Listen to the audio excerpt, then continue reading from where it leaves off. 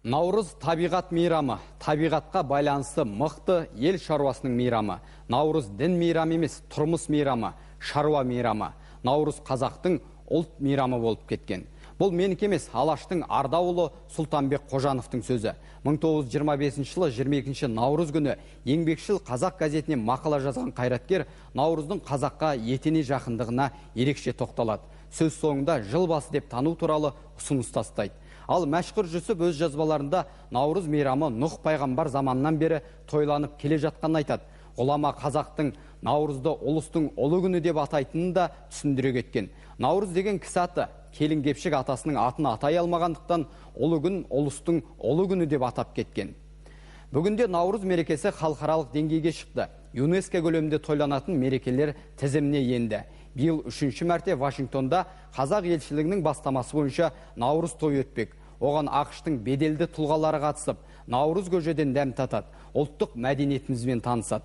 Ал осы сенбіде алғаш рет Мәскеу төрінде Ресейдегі түркі халықтары наурыз мерекесін бірлесіп тойлады. Мәскеуден Нұртас Солтанұлы хабарлайды.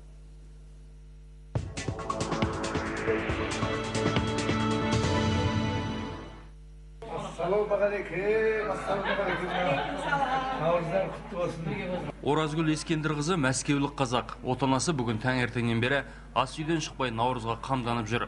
Бұл үйде ыдыс-аяқтан бастап киіз үй сияқты қалған қазақы бөлмеге дейін бар. Біріншіден бізде наурыз көже, қазір ет, сонымен столда өзіміздің ақ дастарханымызда тоқаш, бауырсақ дейді ғой, жентіміз бар, қазымыз бар. Ресейлік қандастарымыз салт дәстүрмен ұлттық болмысты жоғалтпауға барын салып бағуда. Соның арқасында алып шаһардағы 15 миллион халыққа жұтылып кетпей, бір шаңырақ астында, бір дастархан басында қазақтың жаңа жылын қарсы алып отыр.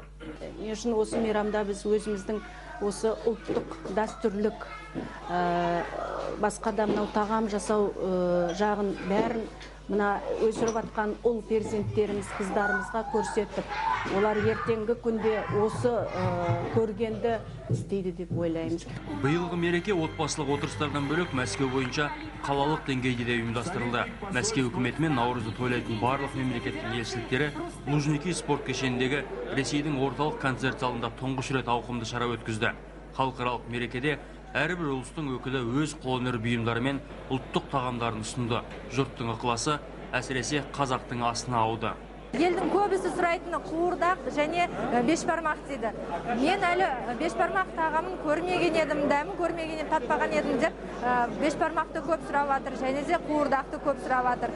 Наурыз мейрамы Мәскеуде бұрын соңды бұлай тойланып көрген жоқ. Бұған дейін ұлыстың ұлы күнін әрбір диаспора өз бетінше өткізсе, бұл жолы наурыз тілі мен ділі, түрі мен түбі бір түркі баласының басын қосты. Барлығының тілегі де, жүрегі де ортақ. Могу сказать в заключение одно. Наурыз байрамınız mübarek olsun. Хочу поздравить всех мусульманов с Наурыз байрамом именно Казахстана, от имени Таджикистана. Мәскеулік қазақтар ұлттық құндылықтың қадірін жақсы біледі. Сондықтан күнделікті күйбең тірліктен қолы босамайтын ағайын бұл күні бір-бірімен қауқылдасып мәре-сәре болысты.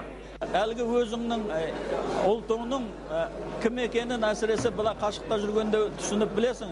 Сол тілді, өзіміздің өнерді бәрін сағынғанда білесің, соның қандай деңгейде. Арасында жүргенде ол білінбей қалады. Жылда наурызды қарсы аламыз. Москвада тұрғанына 40 жылдан асып кетті. Сондықтан жылына бір рет осындай үлкен мейрамды бірге мұсылмандармен өткіземіз. Жер жүзіне әйгілі болып Қазақстанның беделі өсіп келеді. Сондықтан мені қысқаша айтарым, ал енді мейрамымыз құтты болсын, сәтті болсын, мәнді болсын, ұлы халықтың ұрпағын үлгі болсын. Амин. Бар қазақ, бір қазақ, шеттегі қандастарымыз үнемі туған жерге табынады, сағынады. Қайда жүрсе де қазағын ойлайтын қандастарымыз атамекенге ақ тілегін арнайды. Қымбатты бауырларым, қазақтарым, наурыздарыңыз құтты болсын. Осы бір наурыздан екінші наурызға жете берейік. Біз өзіміз осы Мәскеуде, Ресейде 30 жыл тұрсақ та өзіміздің ұлттық мейрамдарымызды ұмытқан жоқпыз. Ана тілді де ұмытқан жоқпыз.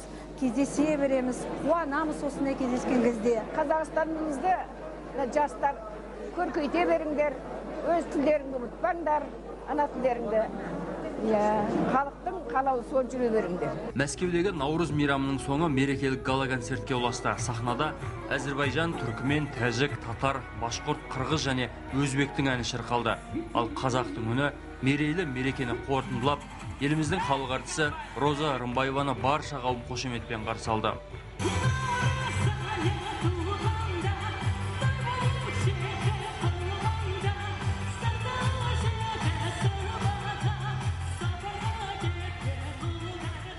Осы сахнаға шығып, көптеген достармен кездесіп, соларға шын жүректен Наурызда тек қана қуанышта, бақытта болайық деген жақсы тілекпенен бір-бірімізді құттықтадық, әндерімізді шырқадық, билерімізді биледік, бір ұмытылмайтын керемет өнер кеші болды.